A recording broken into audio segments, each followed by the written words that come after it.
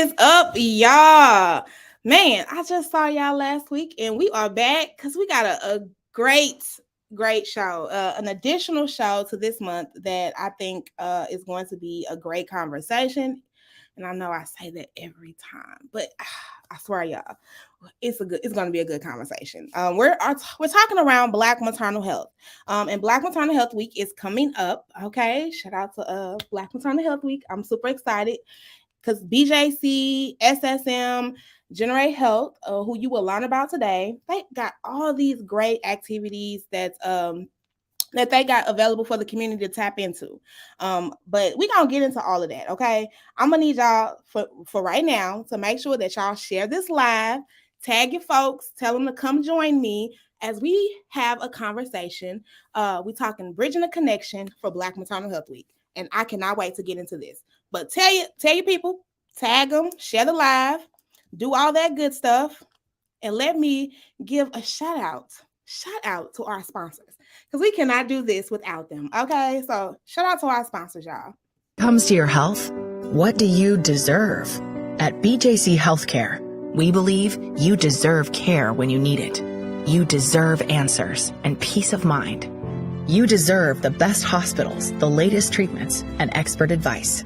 You deserve to know someone is always on your side, to keep doing what you love, and to live your healthiest life. You deserve extraordinary care. Learn more at bjc.org/deserve. All right, shout out to BJC for sponsoring this season of the Hood Talks podcast. Now, y'all ready? Let's get into it. Let's get into this show.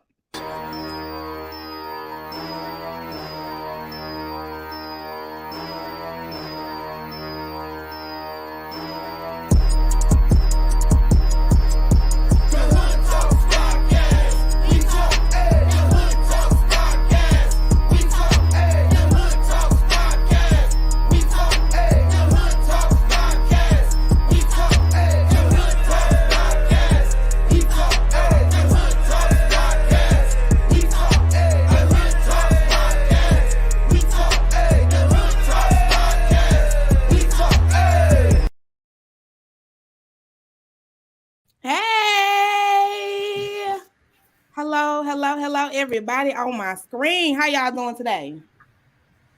Good? Yes. Great. Lovely. How you doing? Okay, there we go. I see y'all. I'm like, yes, y'all can talk. We are live right now, and I'm so grateful for each and every one of you joining me today to have this conversation. Again, it is great that you all have so many great things happening for Black Maternal Health Week.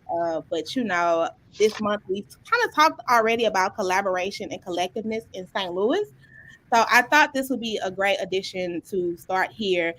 We talked a little bit about community, but now having you all who have these great organizations here, two local large hospitals and one great nonprofit organization doing the work around Black maternal health, I think this is a perfect combo. So I'm going to give you all the time to introduce yourselves individually and who you represent so we can then get this conversation started. And I'll start with you, Miss Laura Gully. Well, hey, everybody. My name is Laura Gully. I am the Director of Community Mobilization and Advocacy, which is a long word, a long title, to simply say I work with community and lifting up those voices of those that are impacted by maternal and infant mortality. And I am happy to be here representing Generate Health today. We are a small nonprofit that is mighty in what we do, focusing on the health of Black families before, during, and after pregnancy. And I'll save a little bit of our spiel for later, because I'm sure we're going to get into the nature of the business at hand. So I am happy to be here. Thank you for joining us. Come on, Miss Katie. Can you tell the people who you are? Hi, I am Katie Altoff-Moore. I am with SSM Health St. Mary's. I am the Director of Women's Services over our high-risk facility and our Level 3 NICU. And I'm so happy to be here. Thanks for having us.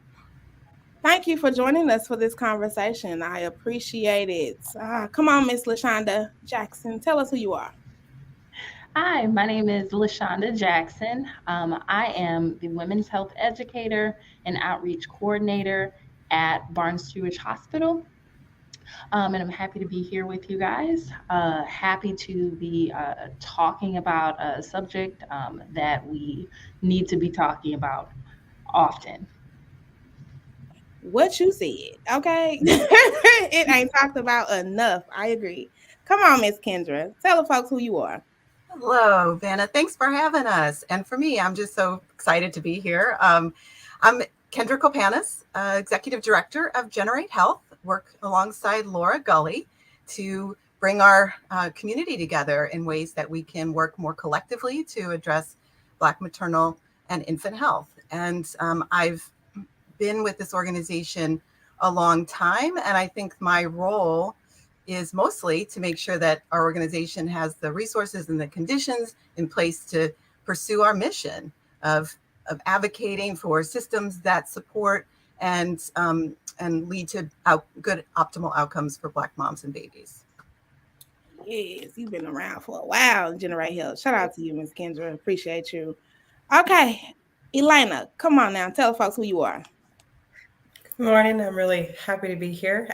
My name is Elena Jenkins. I'm the nurse manager for labor and delivery at St. Mary's Hospital in St. Louis. And I've been a labor and delivery nurse for about 18 years. So this is definitely my passion, talking about mamas and babies and keeping them safe.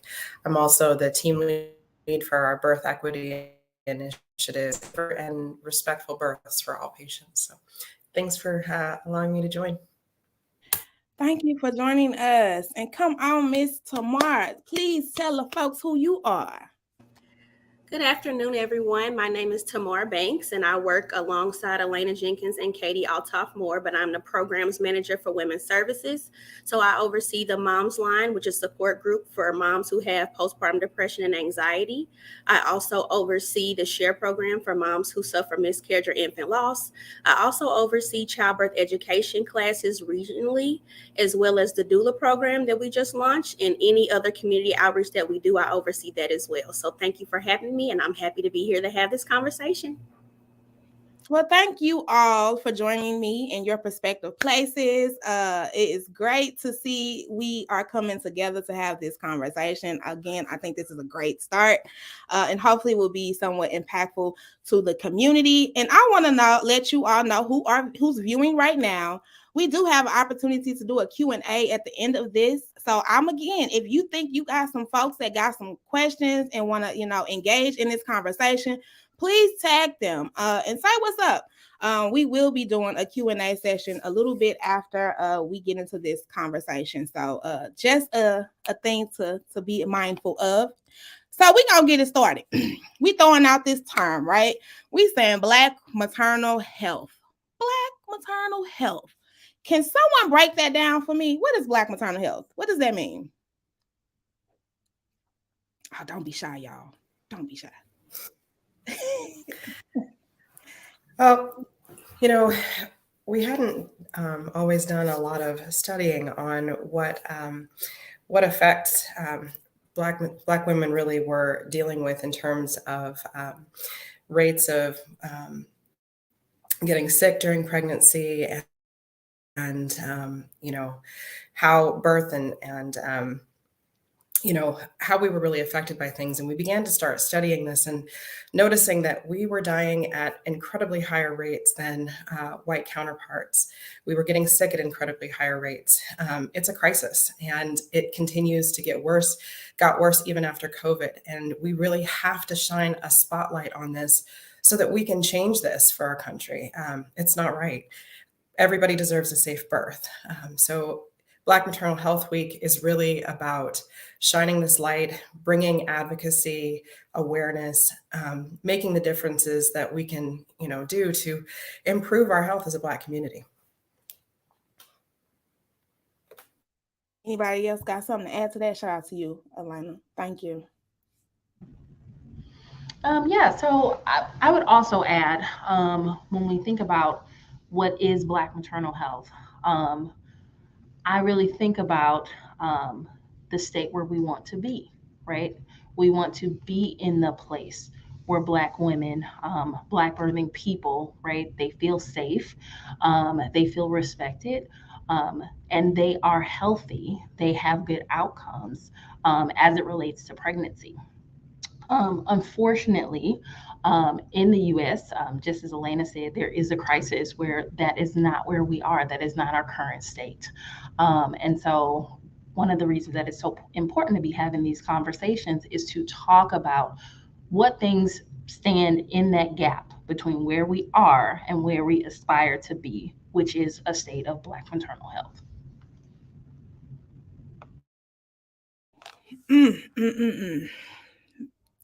That's whew. And when I think about where we want to be, is we got some work to do, right? Because we're not yet there, especially in Missouri. Can someone give, and Ms. Laura, you may speak to this because you've done it so many times gracefully. Can you speak to what our stats are here in Missouri and around, Black maternal health in St. Louis?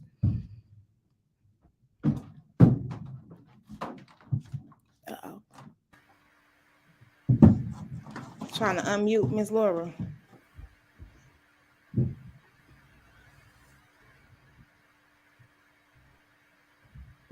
She might be having internet issues. Uh-oh. I think she might be having internet issues, which is normal. It's part of the process.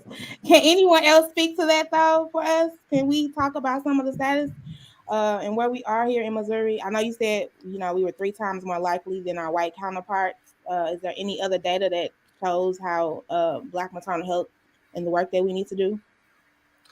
One thing that's stood out to me is that Missouri is one of the worst states in the country. I think there's 6 or 7 states with worse maternal health outcomes than Missouri. And so we're really at the bottom of the pack in this country. And we don't have really good data locally. Most of our data on maternal deaths is statewide. And so I think that we have a good sense that St. Louis, Kansas City, is where the most population is. And so this is where we're going to see the most impact of poor maternal health outcomes, is impacting our community and burdening the families in our community. So we know that the disparities are really stark in St. Louis City and in the Kansas City area, and it's probably driving our state's dismal outcomes. And so what we do here is really going to make an impact for our whole state by improving outcomes here. I think this topic is so important because just fundamentally, our community as a whole or region cannot prosper if women are not prospering.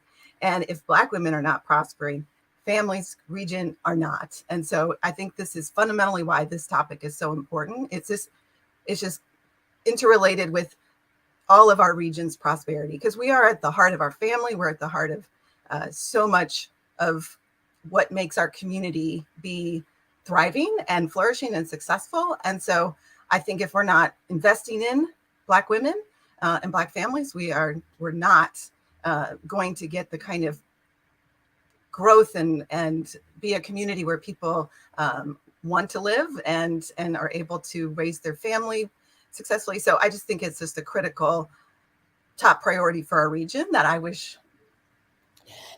everybody, all those would care about. I get it. And I love that you touched on that, because it's not just, we don't want that narrative of that, oh, well, that's Black people's problems. No. Those are not Black people. It's not just a Black people problem. It's not just a Black women problem. It's systems that we've had in place that aren't listening to Black women. Systems that aren't working for Black women in their favor. And I love how you said if Black women and Black families aren't thriving, we're all not going to thrive.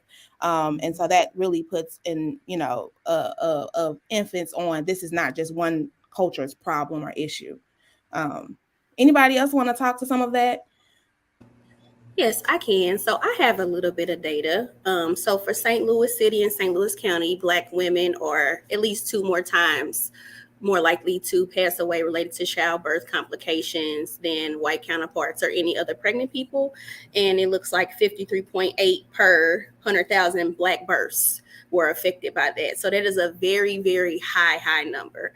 And then in regards to the disparity gap in St. Louis is 2-to-1 Black to white. So there is a lot of work to be done, and issues like transportation, housing, employers, schools, and social services need to be part of the solution to get those numbers down and not up. Because compared to 2018, when those deaths were 60% preventable, now they're up to 80% preventable. So we do have a lot to do. Ooh, man. Miss Laura, I see you coming out of mute.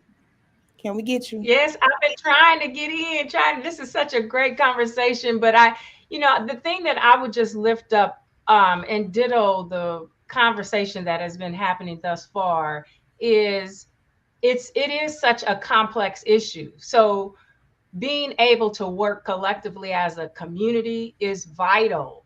So if you're thinking, what do I have? Why should I care? Everybody has a role to play in the health of our community.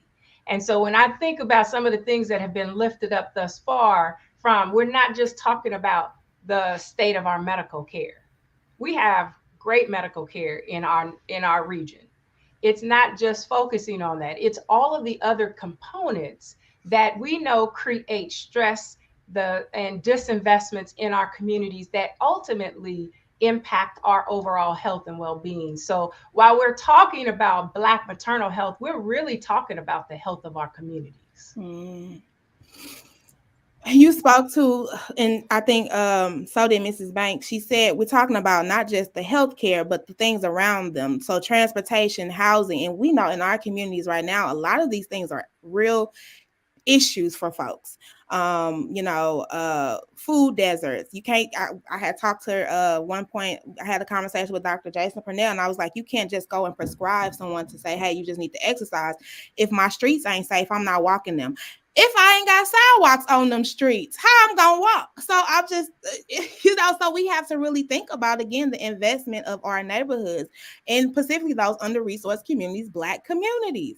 And we don't have access to some of those things that, again, can make our health, wellness, mental health and wellness, all of these things that plays a part, other than just, again, seeing a doctor and having quality care. Because that's another thing. You can go to a doctor, and is that care quality, and is it accessible? So I think it is very complex, and it's so many different issues. So how do your organizations, how do you all address those things?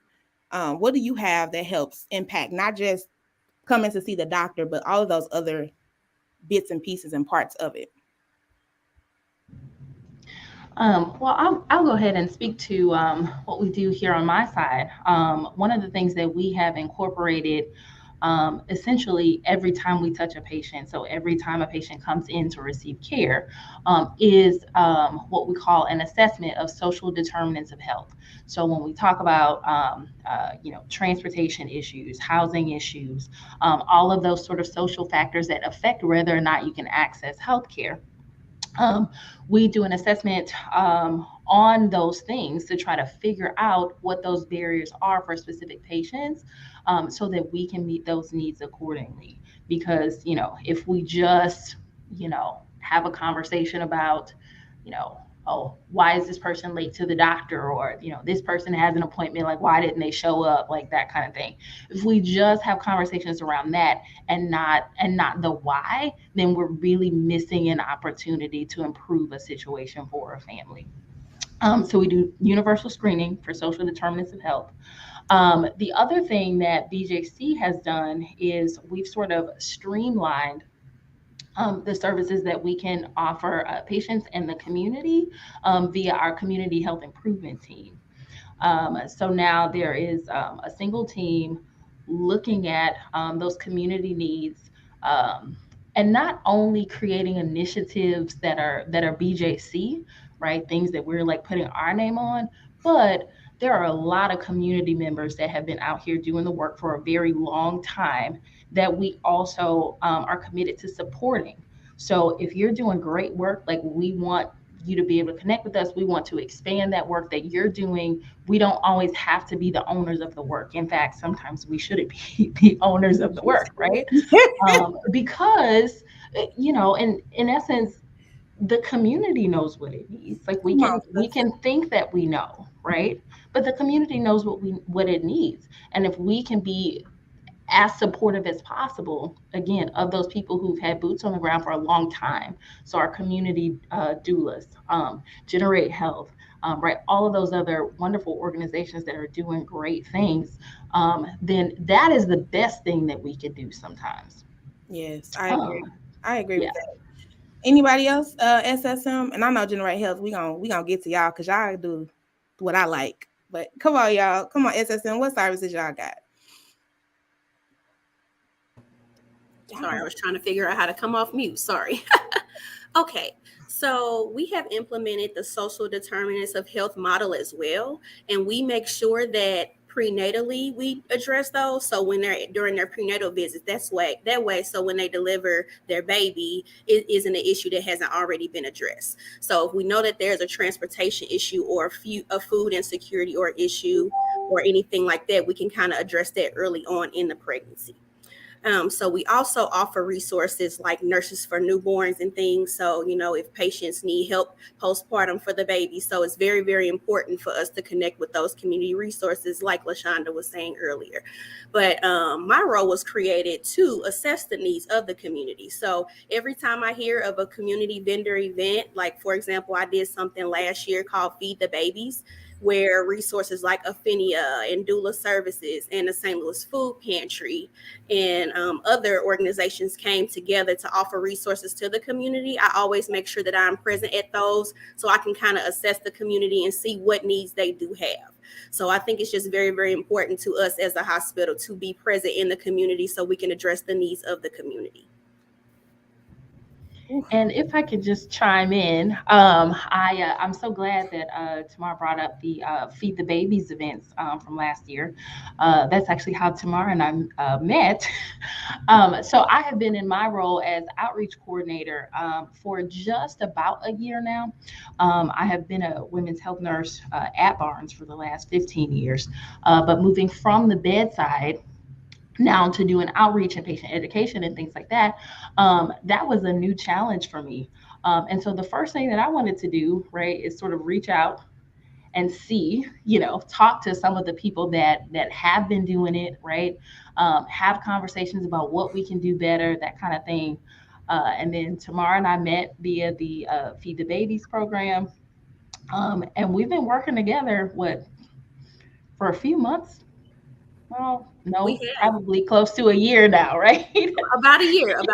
And she's SSM and I'm BJC, but the goal is, wherever a family chooses to receive care, right? Wherever a mom chooses to deliver a baby, right? She should be respected, valued, and receive all of the appropriate evidence-based care that she deserves, right? Yeah. So we've been having lots of conversations. I think it was probably October or November that we were first like, maybe we could do something for Black Maternal Health Week. Like, what were you thinking? Because okay, let's talk more about this. So yeah, we're gonna get into that. I want to highlight and to let Generate Health kind of talk to what they provide, because they're, and let me not, because I'm a little biased because I am part of the team. But we don't necessarily provide direct services. Come on, Laura or Miss Kendra, talk to what Generate Health, what services we provide. Laura, you want to take it first? Yes, I will. And I am so glad that Shavannah said we. We've been talking about this for a minute here, that it is the collective, not just y'all over there. No, it's we. It does take a whole, as I say, a village, really. That's what Generate Health represents. We're a coalition. We are made up of diverse stakeholders that are interested, that are committed, that are really passionate about improving the overall health of Black women, birthing people, and their families. And ultimately, that leads to our communities. But what we really focus on is really centered on those that are most impacted, that voice has been historically missing and really not really valued. And what we're doing is drawing attention, highlighting, lifting up, amplifying that voice so that they're part of the conversation of what's going on, identifying where the solutions can be as well. So they help us prioritize the maternal and child health needs in our region. And we listen. I think that, if I like put the kickstand down for a quick second and say, just that in and of itself, like, is a game changer to be able to listen to those that have a valuable contribution. And we just haven't done that historically. So giving space, creating the conditions for those voices to be in the room when decisions are being made about them and their families. And so we do that, as well as data. I'm not a data geek, but when I think about understanding what data tells us, it's also not just the numbers, it's the meaning behind those numbers that allows us to make the necessary changes to improve our communities. And so we partner, not only just getting the data, but we also ask our critical partners like community, like folks on the ground providing care and services to help us better understand and contextualize that data. And then the last thing I will say, probably not the last thing, but one of many things that I will say is advocacy. And advocacy really centering around the things that are most prioritized by community. And you will see that in our annual advocacy agenda. We will lift up and advocate for and put resources towards those things that community has said were important. We've done things like hosted focus groups and held rallies that were really prioritized by saying, okay, what is it that would help advance maternal health? One of the things that showed up was maternal mental health. That also showed up in the data as one of the leading causes for maternal mortality. So then that allows us to know and gather data, engage community, and then go advocate for. So that's what Generate Health does in a nutshell. But I'll kick it to Kendra, who can tell a little bit more about the context of what we do. Well, Laura, you did a fantastic job. I'm not sure what else to add to what you said. I think underscoring that the change that comes and has come over the last 5+ years to changing the focus,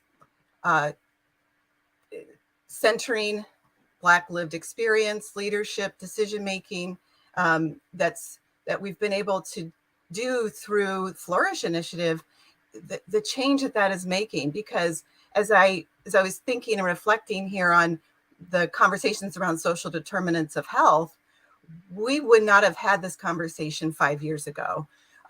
We've known about social determinants of health. We've known that, in the literature that this is critical, but until Flourish said, we know transportation. So here's how this goes. When you listen to community and they say transportation is my barrier, those who work in public health and healthcare say, well, that's not our problem to fix. We don't know how to fix that. So let's not prioritize and work on that. Flourish said, no. Community said this. They've been saying it for decades.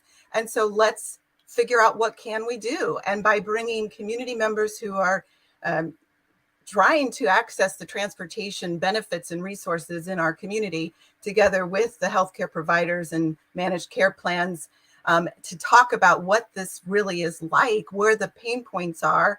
The managed care plans started offering Lyft service as a backup when the transportation didn't arrive, to not relying just on bus, but mom could ask for car service instead of bus because the bus was so unreliable and unsafe.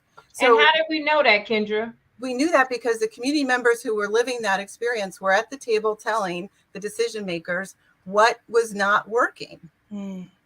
And so this is what we do. We bring these parties together. We facilitate this really a more holistic view and understanding of the issues. And I think we are at a remarkable time when there is alignment. There's like agreement and commitment, to integrate social determinants of health into healthcare. The way you've just heard both organizations talk, and innovative things being tried. Dr. Carolyn Pryor at DePaul doing the food prescription, sending, working with Operation Food Search to get food delivered to pregnant women, like finding ways when we just don't say anymore, it's not possible. We're healthcare. We're not a food provider. We're not a transportation provider, but we have to be really innovative and creative and responsive when we have really put the spotlight in the center where it belongs, and that is on the person that is impacted. Yeah. So I think I just wanted to kind of bring that a little bit to life as to why this matters and what's happening in our community, because this is we've created conditions and partnerships and relationships, and where we are, I think, listening differently and prioritizing differently and willing to move resources in ways that weren't a few years ago. And so I think that the time is really unique opportunity in St. Louis to bring all these things together to have a bigger impact and to make progress. And I agree. And like even just being here to have the conversation with each and every one of you all, and all that you all are doing and the work that you're all doing. Again, you have so many different bits and pieces, but some of them are so similar, right? And so we talk about collaboration. How do you all think that moving forward, you all could really push more of a collective effort around Black maternal health in the work? And, even, thinking for next year or whatever, for next week, for the Black Maternal Health Week, but just the work period, because we're going to have to do this work every day. We can't just highlight it one week and be like, oh, it's done. No, this is a continuous. So how can you all think, or what do you all see you all doing that could be more collaborative in a collective movement moving forward? I foresee SSM Health having more events that we are having next week. So we're having a doula connection where we're going to spread awareness about doulas and educate clients about doulas. So I just think that we have to continue to be present in the community and continue reaching people. That will also help rebuild and establish relationships with the community. So I just think we will have to continue to work together collectively in order to keep trying to reach the community, because essentially that's who we are serving and that's who we need to build trust with. So having functions and expos with vendors and things like that with other organizations like BJC, like Generate Health, where we're all spreading the same message would be great, so that we can let the community know that we are all here for a good purpose and trying to reach them essentially. Yeah. Collaborating on events. I like that idea. I think, and go ahead. I'm sorry. I totally agree and resonate, especially Laura, when you talked about like Generate Health with the data. It's a powerful tool. And I think us, coming together collectively and saying, here's what we know. Here are the issues at hand, and all of these little things. There's so much great work going on, and it's siloed here and siloed there. And how much more powerful it could be if we all sat and focused on this one issue at hand, or this one issue pertaining to Black maternal health, and whether that's with events and, even just conversations with the community and with patients and helping. Like you said, we can provide the services, but we also need each other to bounce off what that is, what those services need to be, and finding out from our patients. And, with Generate Health having advocacy groups and talking with them, and we're able to strengthen our services to help out in the community. And I see us kind of collectively coming together, and, like you said, it can't just be 1 week. It needs to be a movement that we move forward on this and get to work. Anybody? And I've been so grateful. I've been so grateful for Generate Health, because that's one of the things that Generate Health has done for us is, everybody is invited to those Bloom meetings or perinatal behavioral health, those sorts of things, so that we can all sort of collectively um, be working together towards meeting the needs of the community. So yeah, I think definitely that, definitely showing up in the community, like Tamara said, because those voices really need to be amplified. Again, I always tell people, like, we think we know what the people need, right? But we shouldn't be the ones telling their stories. They should be the ones telling their stories and letting us know what they need. So just working with each other to be able to do those things, I think we can make some good progress. And I will tell you that, just like we said earlier, there's a lot of work to do in St. Louis. But I think we are in a good place where people are having the right conversations and we're moving in the right direction. I I think that this year is really exciting because Generate Health made a decision around the first of the year to do more this week, and as did BJC and SSM. We're all thinking, like, let's ramp this up, let's do more. And so now that we know each other is in this place, like, we could now kind of build off of this year into next year and plan together. I think that we started at Generate Health after the first of the year, and so that didn't give us the kind of time that maybe we had we started earlier, we could have had these conversations and coordinated further. I really appreciated LaShonda and Tamar both reaching out to Generate Health to say, here's what we're planning, and being able to share information. And we had we again started a little bit earlier, we could have navigated a little bit differently. But overall, we're all thinking around the same thing. Like, we've got this opportunity to elevate this conversation, really increase awareness and action this week. And how can we kind of build on that after this week? Let's start talking about how do we bring a big planning committee together and hear, like, from community, what did you like? What did you want to see more of in Black Maternal Health Week? What feedback can we get this next week that can help us plan for next year farther in advance, and more what would community find valuable and most of use and support. So that's what my hope is. We learn some things this week, we give feedback, and we move from there. Yeah, I think that's a great start. I love the idea of bringing in community to help plan and say, like, what do you guys need more? And then also, to me, it would make sense because it's also providing you all extra resources, pulling from all of you all's resources and combining those resources to just maybe even go bigger and greater and more of an impact. So I just think that would be awesome as well, because I think we need that. I think we have so many resources here in St. Louis, but how are we pulling those resources together to utilize them? But I love all of the ideas that you guys have here, and I do want to get to what are you all doing, so folks can know how to tap in this upcoming week, like what's happening, where it's going to be, how do people learn more. So please, I'll let uh I'll let you go first. LaShonda, tell us about what BJC has planned and where we can access the information and learn more, and then we'll keep going through that. SSM and then Generate Health. Yeah, so here at Barnes, so our events are planned by the Women and Infant Center at Barnes Church Hospital.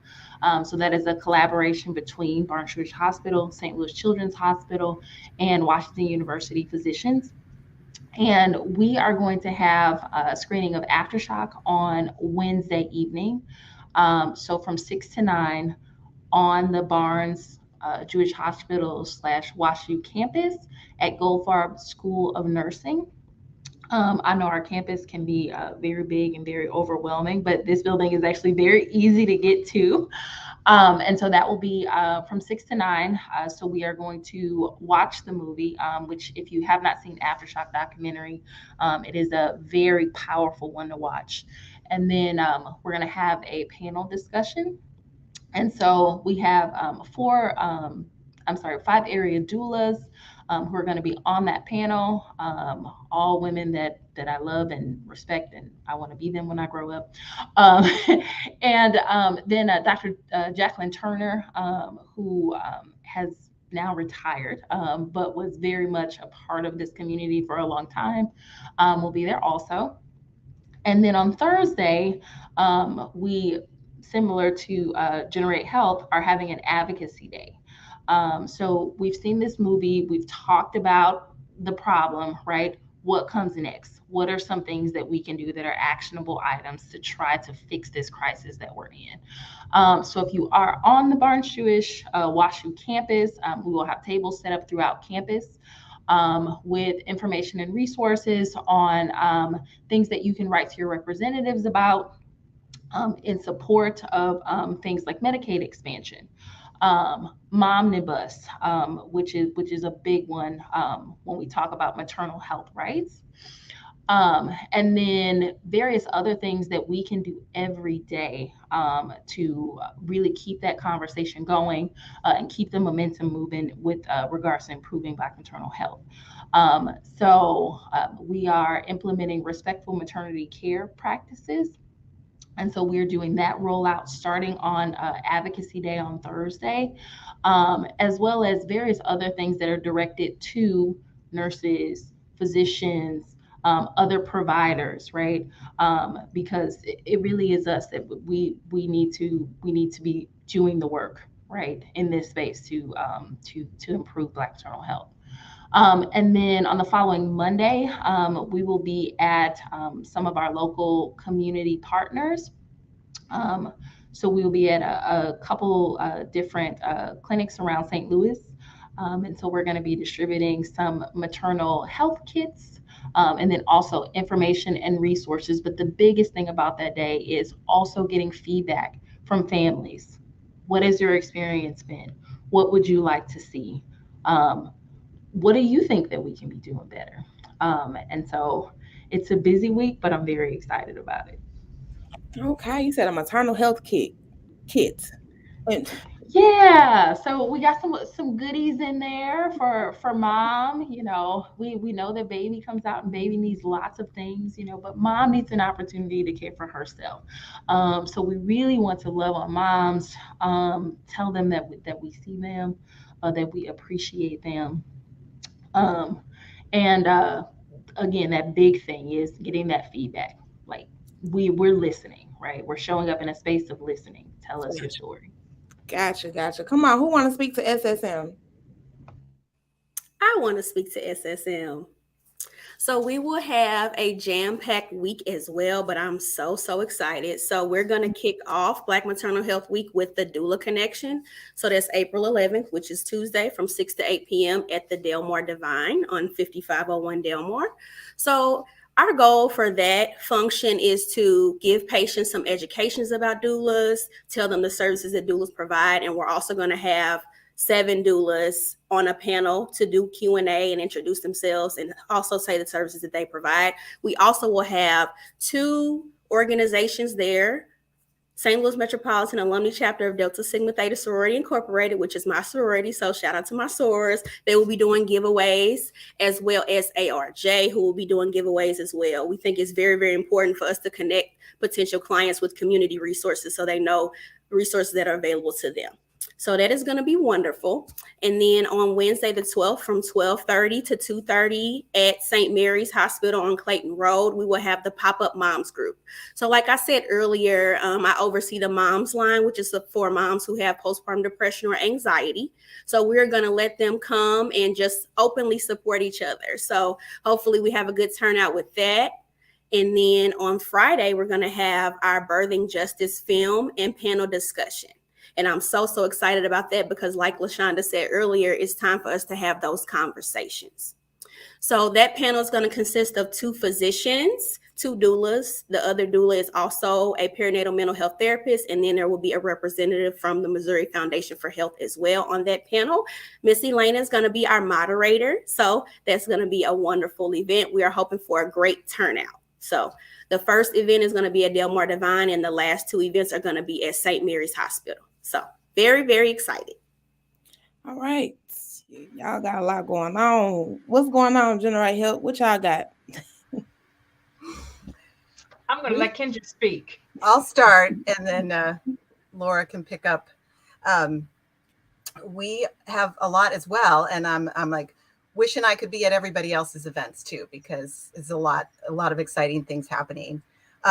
We are starting the week on Tuesday with the screening of Aftershock, and that'll be held at Tabernacle Community Development Corporation, which is on Ashland, and that'll be from 5:30 to 8.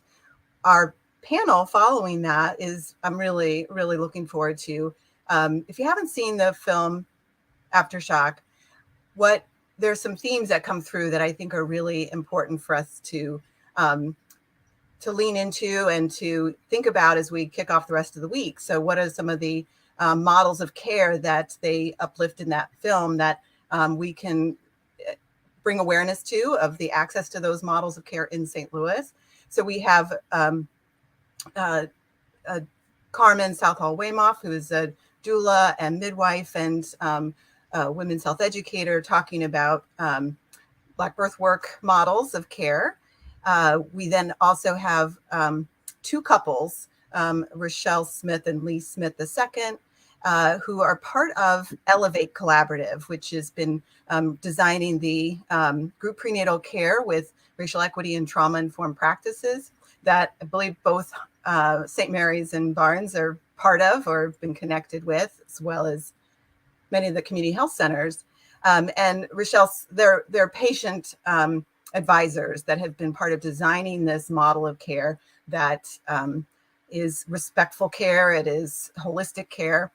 And so they'll be talking about their experience and their the model and how you can access prenatal care. And Lee Smith II, he's got does some things to support dads. I think one of the themes in Aftershock is the impact of Black maternal mortality and morbidity on the dads, on the partners, and how we, we're talking all about Black maternal health, but it's about the family, and dads have needs and are impacted by this. And so we have two dads on the panel, Lee Smith II, and is one. And then the second couple is Rhonda Smith Branch and Theodore Branch III. And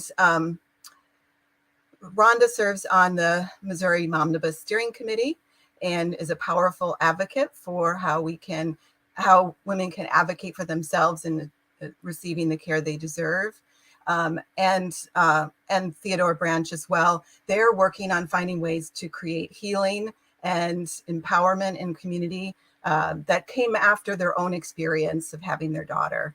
And so I think we have a powerful panel that's going to be a great discussion following Aftershock and picking up on, I think, the themes of the national campaign, which is Our Bodies Belong to Us, Restoring Black Autonomy and Joy. And I think that's our guiding theme for the week, is how do we bring that to life in St. Louis?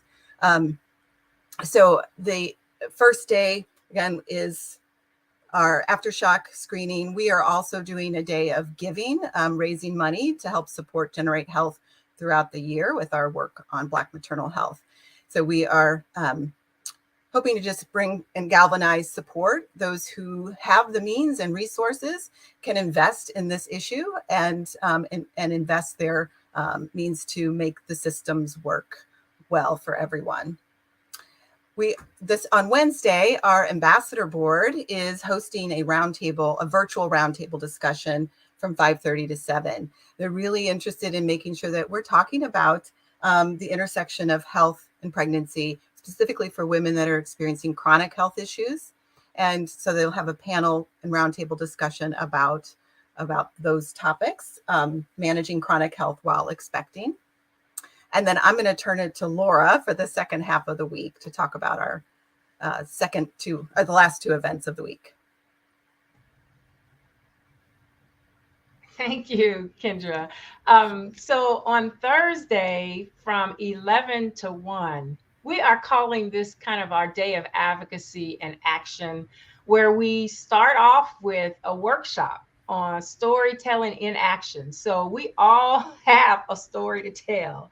How do we use it so that that is really advancing or really making headway in the way that we want to have the greatest impact? And so it's just equipping folks with tools to be able to advocate for the issues that are most important. And we have really kind of culminated kind of some 4 key issue areas that we've heard from community that were important.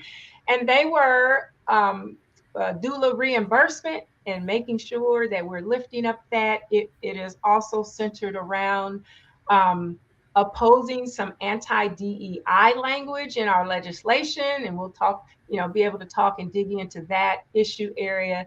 It is advocating for reproductive justice and access to contraception. And why am I blanking on the last one? Oh, because it is nothing other than postpartum extension. Is things that our community needs to be healthy and well. And so those will be the 4 areas that we will have a kind of a social media blitz where we will be actively engaging our elected officials to let them know and let them, hear our voices around those core issues. And then the other issue, I'm wondering, Kendra, did you talk about the Birth Equity Index presentation? No, I didn't. Do you want me to talk about it? I can. That would be great. So on Friday, we're partnering with the St. Louis Integrated Health Network to host a virtual presentation about data and what data can help us focus our efforts and measure our progress. And this is specifically about something called a Birth Equity Index. And the Integrated Health Network has taken the lead and we've partnered with them to work with the National Birth Equity Collaborative to analyze data in a methodology that gives us a way to say, how close are we to birth equity? Because looking just at racial disparities in infant mortality and maternal mortality, that's one measure, but it doesn't take into account, as we've been talking about, all of the community conditions that are impacting equitable outcomes. And so the Birth Equity Index is a compilation of multiple measures that give us like a way to say, how are we doing on moving to equity for Black moms and babies? And so this is a powerful tool for data that has been added to our Flourish Data Hub. And we want to be able to talk about what this means and how do we use it and how do we keep looking to this to see if we're making progress. And if we're not, how do we hold ourselves accountable for continuing to take the steps necessary? We, with Flourish and Generate Health 5 years ago, said our vision is 0 racial disparities in infant and maternal mortality. And Flourish said by 2033, like that's a very short timeline. Yes, it is. And it challenges us to be bold and to really be very clear-eyed about what are we doing that's working and what's not working, and how do we make some more rapid changes if it's not working. So as this is 2023, and now we're at 10 years from that mark, right? Yes. We know this is a tall order, but this is what the conversation, we need to be holding ourselves to that measure, because it's not acceptable to have any difference by race. There's no reason it shouldn't exist. So this is one measure that helps us keep us focused on what is getting us to equity. And if not, how do we keep moving forward? So that's 12-1. It's virtual. Virtual. And people can access some of these things by you all's Facebook, social media pages and things like that, right? And I'll let you all also kind of talk to again, like your websites and things at the end. But I do want to get we said some terms that I think we should very much clarify, and one of them was doulas.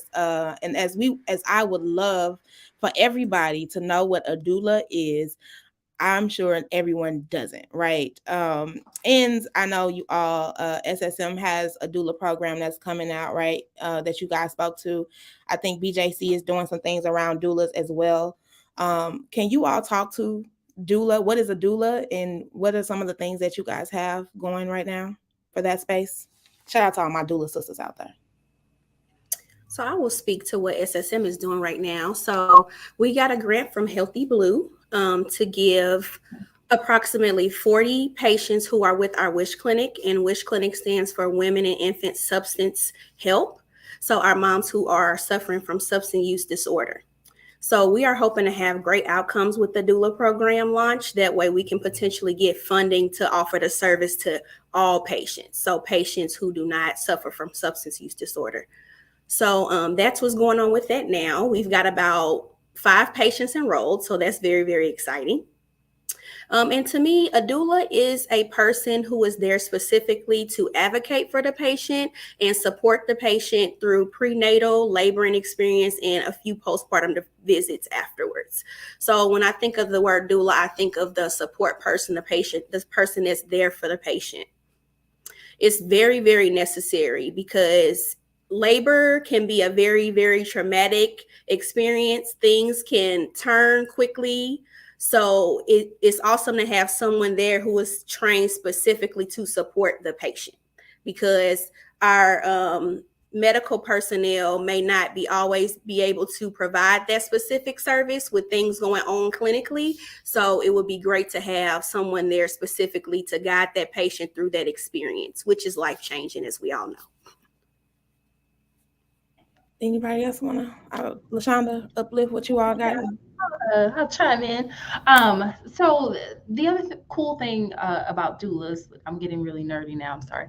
The other cool thing about doulas is that doulas are continuous support for all kinds of patients.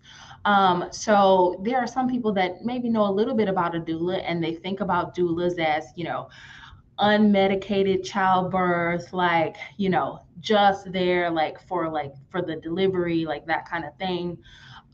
When the truth is, doulas support families in all different kinds of situations. So there are doulas who will support you when you're having a C-section. There are abortion doulas. There are doulas for end of life, which obviously is outside of this conversation, right? But they are continuous support for patients and families. And so Barnes had, when I first started back in 2008, we had a doula program where we had doulas on staff that had recently ended. And so now we are very much looking at what bringing that type of support back into the hospital can look like for us. Because we want to do it in a way that is impactful, that is meaningful, but that also preserves that, that doula is there for that patient advocate, if that makes sense. So right now we're doing some doula workshops to get our staff trained on what doulas are, what doulas do, sharing the data, because that's one thing that we didn't have back in 2008. The research now tells us that doulas make a significant difference in maternal and infant outcomes. So it is a thing. We're looking for the answers, right? It is a thing that looks like it's at least part of the answer, right? And we have the data to support it. The other thing is doulas are amazing for staff, right? They're amazing to sort of bridge that connection, okay? Because they are non-clinical, they're non-medical, so they're not there to take your blood pressure and different things like that, right? But they are there to sit with you during shared decision making, for example, right?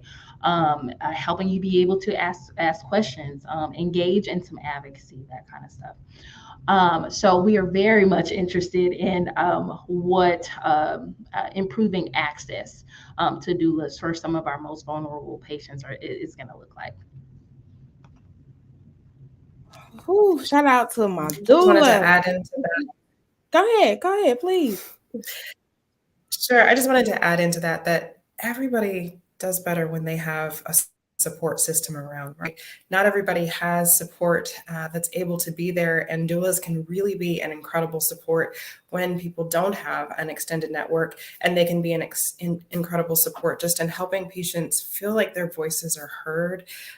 Really, it's amazing how the data shows that, all the way across the board, people have lower rates of C-sections. They have better outcomes with their birth. They feel more empowered with their birth experience. There are better breastfeeding rates. All the way across the board, doulas make an incredible difference just in the support network and the way that birthing moms are able to get through the process, as well as really like in the, during the pregnancy, connecting with resources. Doulas are often also community health workers, or have the ability to really make connections with things that patients may really need that they otherwise had no idea how to connect. In the postpartum period, can recognize depression when mom may not really realize what's going on, and those resources can really be life-saving. So shout out on many levels to our doulas. Super happy that they are coming into hospital spaces that it's not always been a welcome situation.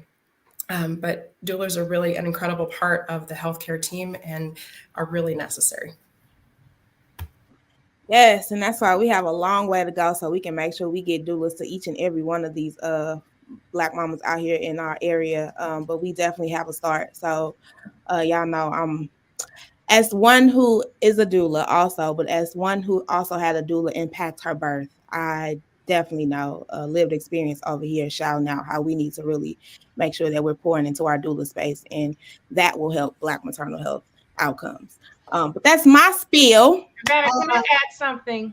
Yeah, go ahead. I know, I talked earlier about advocating for reimbursement for doulas. Yes. And I just don't want to take it for granted that people understand why that's necessary.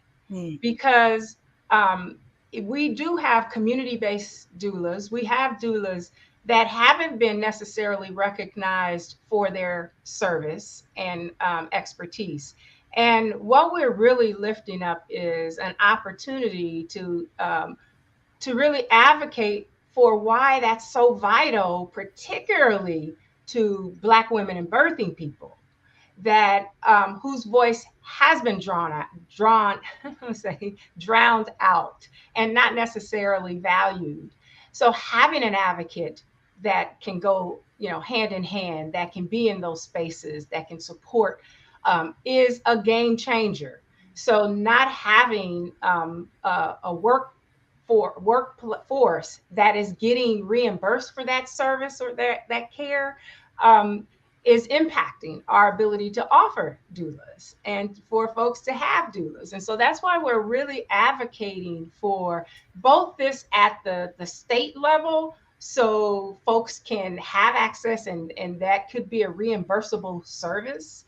But to also make sure that many of our partners here at SSM and BJC are already working towards making sure that they're integrated in the healthcare team. So I just wanted to just take a moment just to lift that up. That was one of the areas that we've been, I've thrown the word out, and I'm recognizing people may not know what the heck is a momnibus.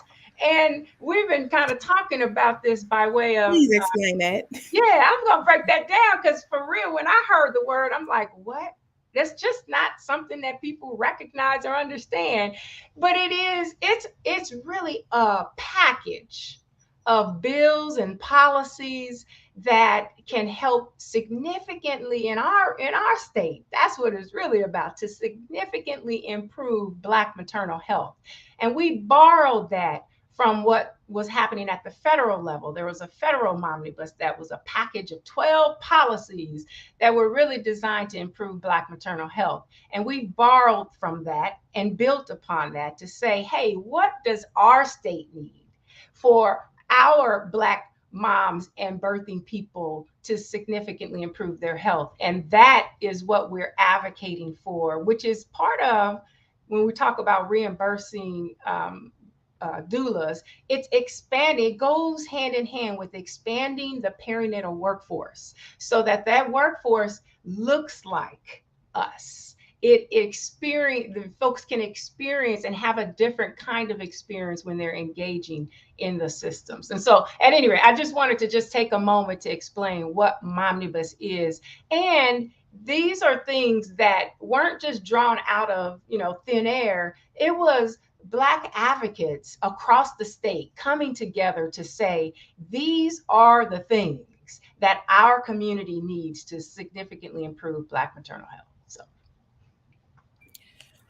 Oh, so much we have put out here today. I know y'all probably like, what is going on? It's a lot to intake, but it's really one of these spaces where I think you have to go back and kind of listen to and keep getting all the gems that's being spreaded and informed here, because that's information.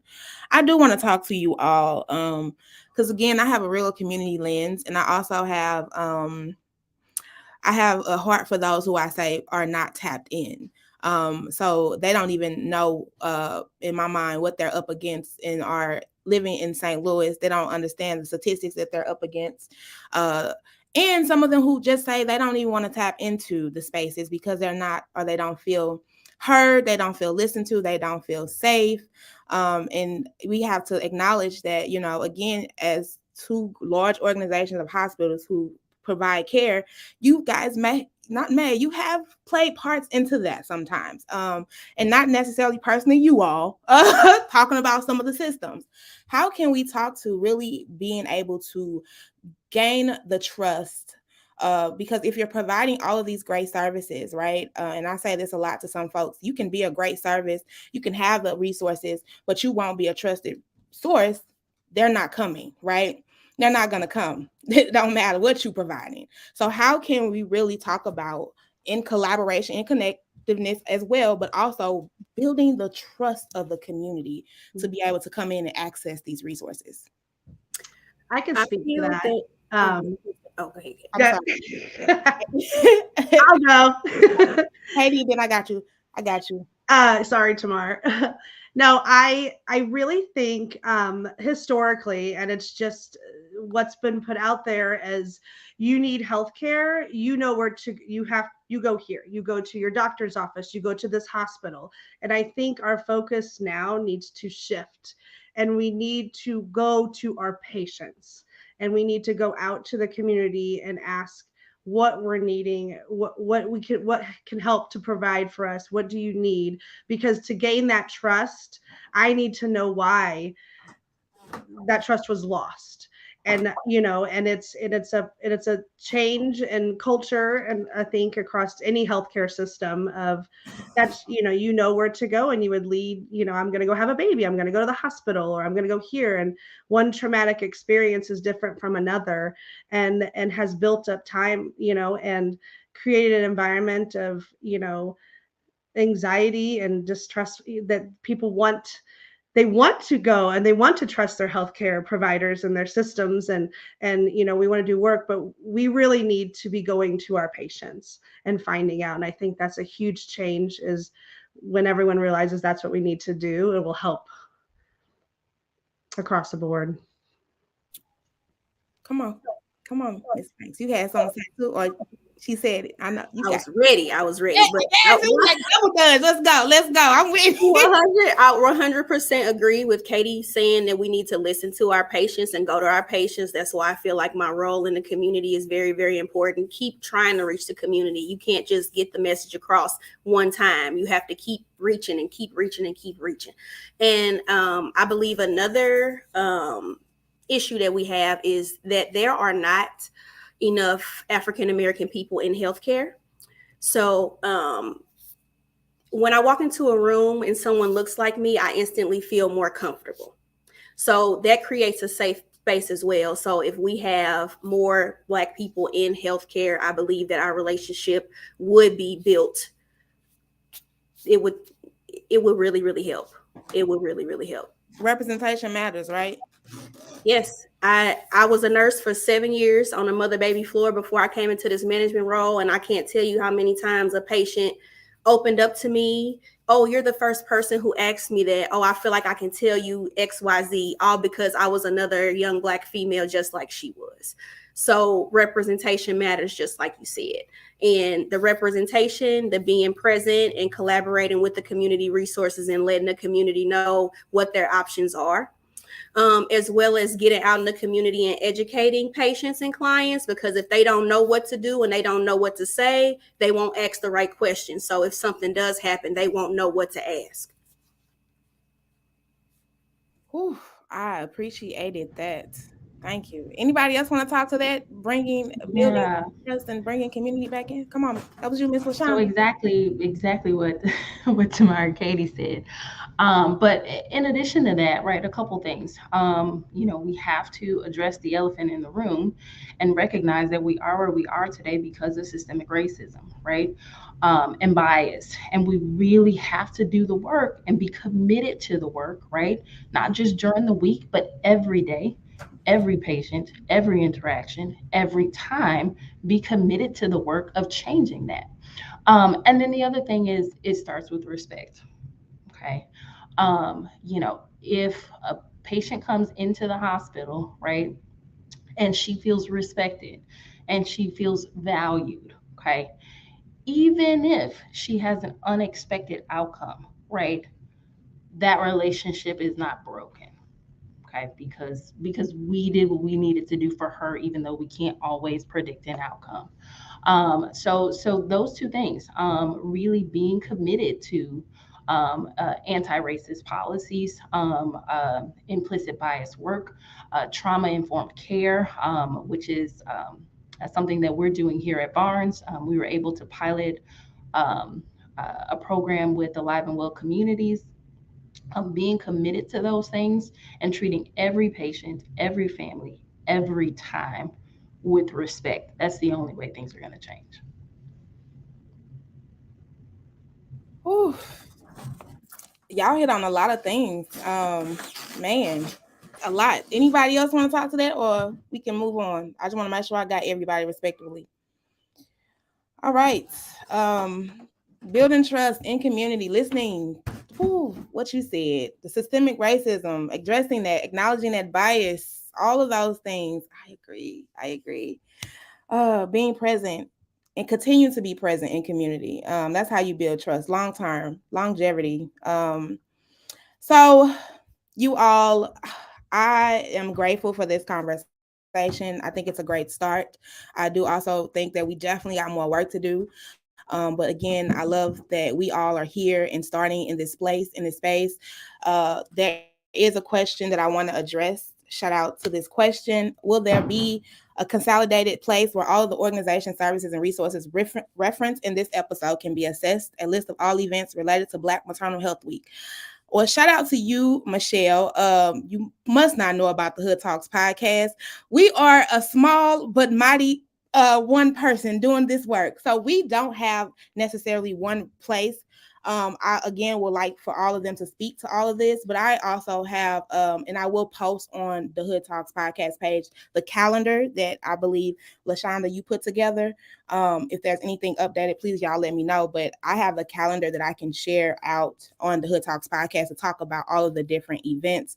But I will let you all talk to your organization's access, like how can people reach out to you and your resources and things like that, so we can give that information out to those.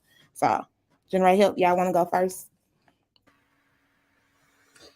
Yeah, absolutely. Thank you. I think that's a great question and something we could feedback we can have to improve next year as well, so that we can have that all consolidated. Generate Health is also really small, and we've been facing some capacity challenges and so we're committed, though. We can find information about our events on our Facebook page. You can find us looking for Generate Health STL, also on Instagram and LinkedIn, and on our website.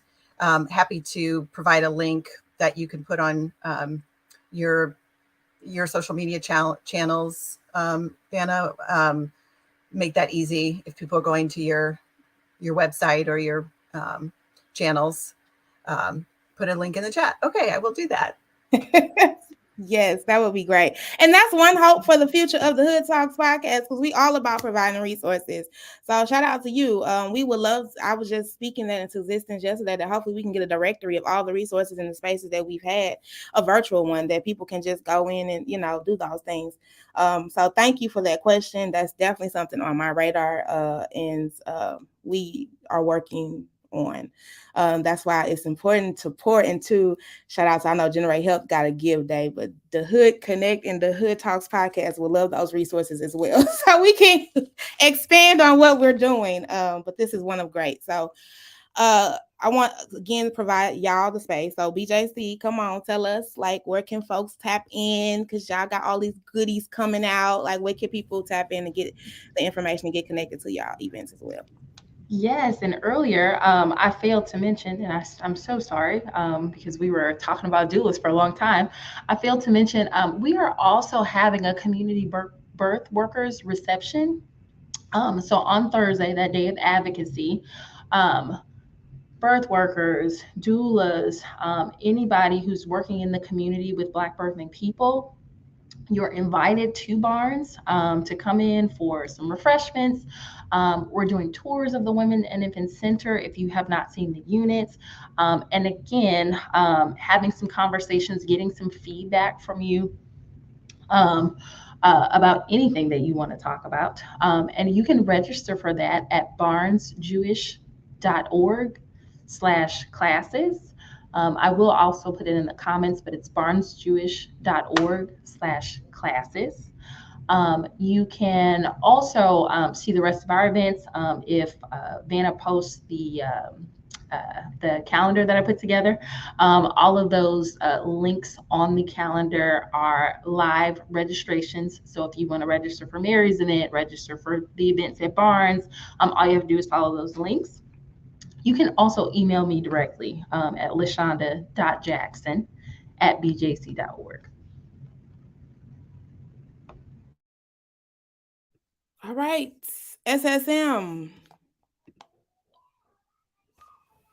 Hello again. Sweet. Okay. Go ahead. Oh, you want to go, Elena? I was just going to say, I'll put our Eventbrite link in the chat for the Birthing Justice movie screening on Friday with a panel discussion along with it. And then tomorrow you can talk about the other events where they're located. Okay, so I'm happy to send Vanna a flyer with the events for the entire week, but our Facebook. I sent that in my newsletter. I got it. I'll post that as well on our page. I got it. I sent it in our newsletter, so I got it. Perfect. Yeah. You can also look on ssmhealth.com. It shows all of our resources for maternity services. If you want to take childbirth education classes, you can sign up and register there. And you can also look at our Facebook, which is SSM Health St. Louis, for events for Black Maternal Health Week. And you can directly email me if you have any questions. And my email is tamare.banks, BANKS @ssmhealth.com. All right. Whew, so many resources, so much good information. And if you all, again, drop the links in the chat, in the private chat or the chat, and I'll share them out. It's so much going on. I'm super excited. We don't have any more questions, but I am still wanting to open this up. Is there anyone that has any questions? Come on, speak your question now. Or what they say, forever hold your peace. Forever hold your peace. Oh, I don't know. Okay. Yeah. So if y'all got any questions, definitely hit them in the chat. But I got one question for you all, personally.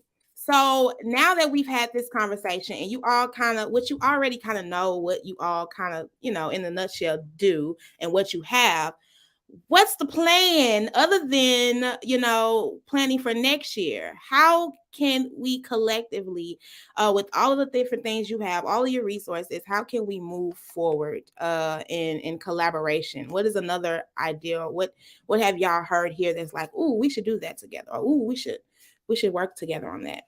Can y'all speak to that? I think it would be very beneficial for the community if we do functions like the Doula Connection quarterly, but include other organizations. So people can come in and get some education. People can come in and listen to a panel and ask questions freely and safely.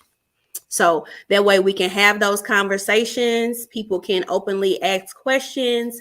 And then at the same time, we'll be assessing their needs as well. So that way the next function will be even better because we'll be able to provide what they need. Okay. Anybody else want to talk to that?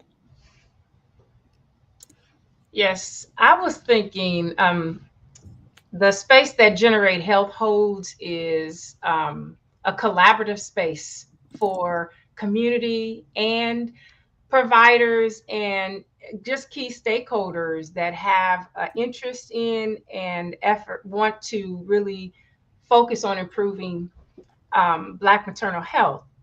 And so as I was listening, one of the things that just kind of was like, man, here's an opportunity that we create open spaces for community to engage with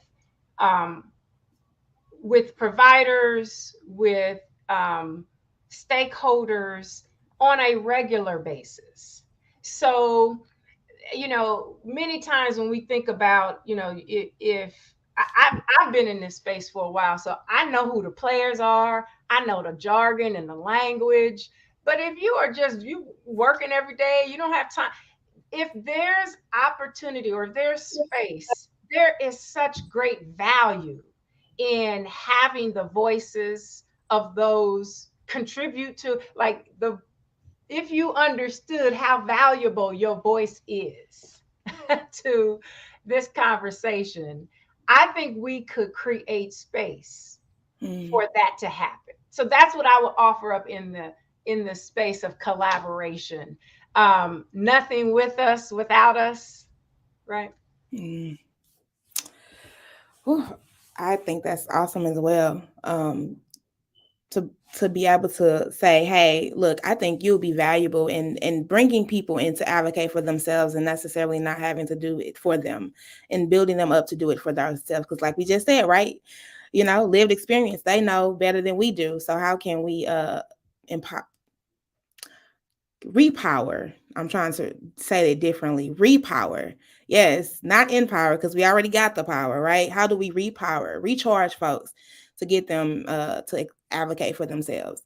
There's another question. If you don't see it, I'm going to read it. It says, will there be any housing resources, rental assistance for mothers at these upcoming events?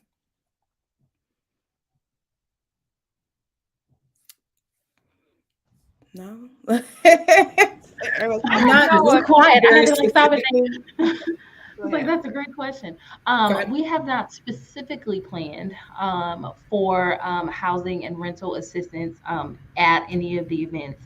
However, we have a collaborative team of everybody from community health workers to social workers, and certainly if there are individual needs, when we connect with our families, we can certainly connect them with where they need to be. Can I just offer up again? Oh, go ahead. Go ahead. We didn't have any specific resources planned to address those needs at that particular time, but we do have resources that we can provide to be able to connect families with some of the resources that may be needed. So we do have that available. And I just wanted to add in the space that I think just offering up to say, hey, this is a need, because if you have a need, others may have that same need as well. And so knowing that that is an area that we need to be advocating for, greater access for new and pregnant moms and birthing people, creating, opportunities that maybe folks didn't know there was a need out there. So you just lifting that up, like it puts my antenna up to think about, well, what resources do we have? How can we bridge this gap? What are the gaps? So your voice is critical and valuable to this conversation. So thank you for lifting that up, because it just puts us on notice, right? Yeah, I agree. And if there is anyone out who has any access or resources that need to be uplifted, I agree. A lot of times we have those resources and we don't know about them. Shout out to the Hood Talks podcast, because that's why we do what we do, because we don't know about them. So how do we make sure that people do know about them and be able to access them? And then we talk about, again, making sure we have that barrier. So how do we get you to that access and that resource? So shout out to the comments, questions, and if there's not any more in due to time, man, I can feel that she just said that she has many clients in need of housing resources. Mm-hmm. So with you, Ms. Laura, that's another one that's now on my, like, okay, let's figure out who got it. Yeah, can I just add this one in this space, only because when you said eviction diversion, I just thought about the Arch City Defenders and what is the other one? Legal Services of Eastern Missouri. Those are two resources that come to mind for housing support. You said housing support, and that was it? Yeah. Okay, I just wanted to make sure. It kind of froze a little bit. Okay, y'all. So for time's sake, that went by a little fast, didn't it? I am going to give you all the opportunity one more time to, again, just say who you are, if you would like, or if anyone wants to reach out to you, how can they reach you? And we'll do that one by one, and then I will close out the show. Shout out to everybody that tuned in and tapped in to learn more about the Hood Talks podcast, who is now powered by the Hood Connect, a nonprofit organization out here focused on addressing the barriers that prevent Black and under-resourced communities from accessing resources through education, advocacy, and connection. You can learn more about us. I'll put mine down there, but you can also check out, shout out to our sponsors, BJC. Shout out to the community improvement team. Yes, shout out to Danisha and all of them over there. I appreciate them. Without them, we would not be able to do what we're doing. So definitely check out our sponsors packages as well. And that's my spiel. But come on, Ms. Laura. How can, if anyone wants to reach you, how can they reach you? I was just trying to type it in the chat. I'm not fast enough. So it's L Gulley. That is Gulley. I'll drop it in the chat too. At GenerateHealthSTL.org. Contact me. I want to know what's on your mind. I want to understand what's working, what's not. That is going to help us tremendously. So don't ever think that your voice is not valued, because we value it at Generate Health, because it's going to impact our entire community. So thank you, Vanna, for inviting us and creating this, venue to have this conversation. Come on, Miss Katie. Well, I typed in, if you can throw out my link, I have a rather long email. So it is catherine.b.altoffmore@ssmhealth.com. Much easier to copy and paste than to remember that. But please, just like Laura said, anything and everything, comments, suggestions, we want to hear how we can do better every day and we can impact moms and babies. So reach out and let us know, and looking forward to it. And thank you again for having us. This has been amazing. All right. Thank you. Come on, Tamar. Tell the people, which I know yours is in the comments as well. Well, thank you so much, Vanna, for having me. Again, I'm Tamar Banks, the Programs Manager for Women's Services. If anyone ever wants to email me or have a conversation with me, that would be great. If anyone ever has a community event and they want me to appear as a vendor, I'm more than happy, because it's my role and it's my passion to go out there in the community and see what they need and what's working and what's not working, like Ms. Gulley said. So thanks again for having me. And I really, really enjoyed myself, and being able to have the opportunity to have this conversation was just great. So thanks again. Thank you. And Miss LaShonda, come on, yo. This is LaShonda Jackson. She up there doing. You up there? So again, I'm LaShonda Jackson from Barnes-Jewish Hospital. I am the Women's Health Educator and Outreach Coordinator. So I do childbirth classes, I do tours, I do events. There are lots of other things that I can do. I have a very weird job. So please reach out to me at lashonda.jackson@bjc.org. Even if you reach out, to me about something that's not in my scope. I also coordinate, so hopefully I can get you to whatever you need. I did really briefly just want to mention, because I don't know if we did before, but Black Maternal Health Week is led nationally by Black Mamas Matter Alliance. This is their 6th annual week. I was so excited to see that it is a nationally sponsored initiative now. You can find out more about what Black Mamas Matter Alliance is doing at blackmamasmatter.org. Thank you. Appreciate it. Come on, Miss Kendra. Come on, tell the folks how they can reach you.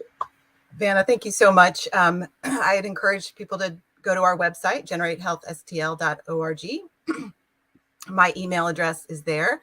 I recognize that I come to this conversation with a lot of privilege as a person who identifies as white and having access to resources and don't have the same lived experience as Black women.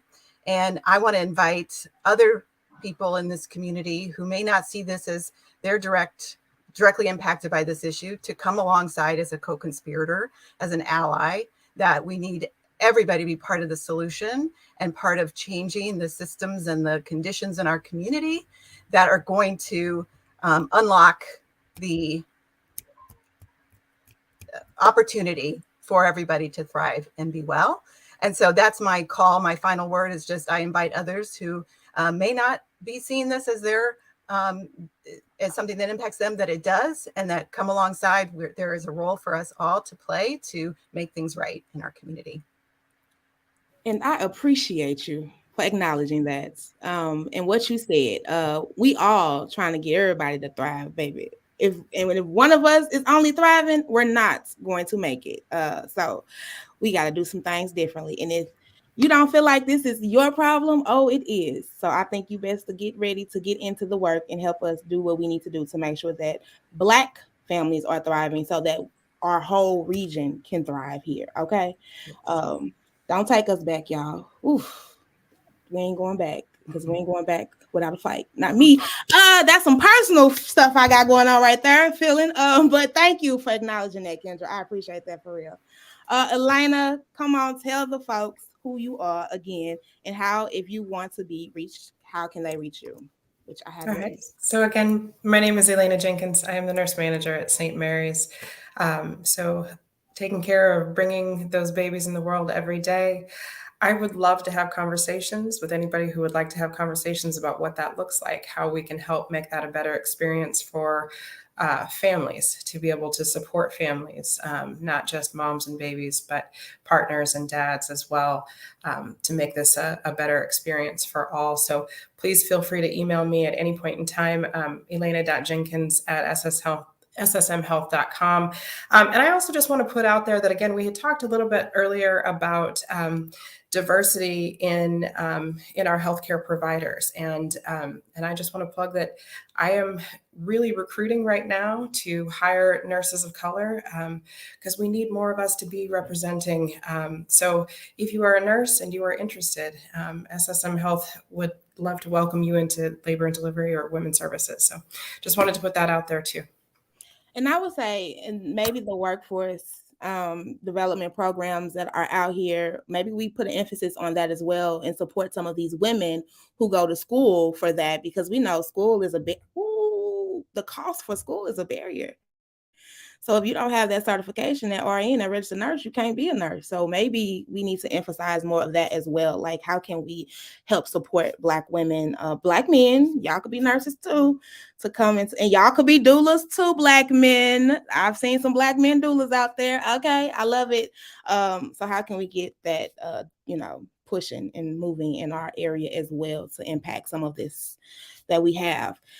And that's it, y'all. That's the end of this show. My last call out and thing to say is we have some work to do in St. Louis and in Missouri. It's not just even around Black maternal health. I think healthcare right now is really, y'all, I put a post out, if you follow me on my personal page, about a bill. I just wish, I'm asking and I'm really wanting us to get more engaged on what laws and bills are being passed here in Missouri. Local affects us, it does, but that state definitely affects us as well. And with this conversation right now, I could not leave it without acknowledging that there's a bill out here that is really trying to demolish DEI in our healthcare. So I just wish and hope that you all go check it out. Like I said, if you follow me personally, go check it. I posted it. Please be aware and tap in. And on that note, I hope y'all be safe. I hope y'all enjoy y'all weekend and keep tapping in, because I'm going to keep bringing the best shows out here and the best conversations, because we need them. And yeah, it's where we start. And we out, y'all. We out. Don't forget to subscribe to our YouTube page and also follow us on all our social medias. And you can find